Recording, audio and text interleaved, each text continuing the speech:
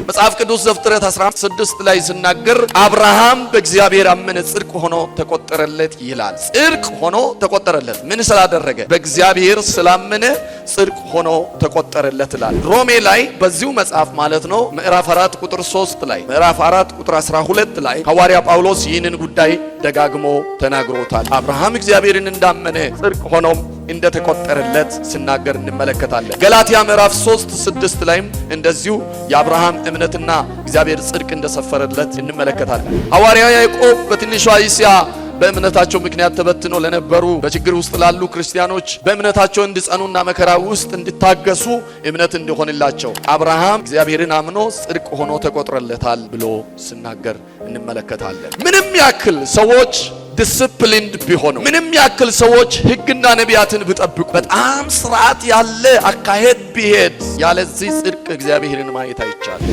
ስለዚህ ሐዋርያው ጳውሎስ የሰዎች ሁሉ ችግር ይሄ ነው ይላል። ሰው ሁሉ በኃጢአት በሽታ ይሰቃያል ይልና ጉድ ኒውስ መልካም ዜና ግን አለኝ ይላል። ለዚህ ሁሉ በሽታ መድኃኒት አለ። አዎ ለዚህ ሰዎችን ሁሉ በአንድነት ላጠቃ በሽታ የሚሆን አንድ መድኃኒት አለ። እርሱም በሕግና በነቢያት የተመሰከረለት ነገር ግን ያለ ሕግ የተገለጠ እርሱም ለሚያምኑ ሁሉ የሆነ ኢየሱስ ክርስቶስ በማመን የሚገኝ የእግዚአብሔር ጽድቅ ነው። ሃሌሉያ።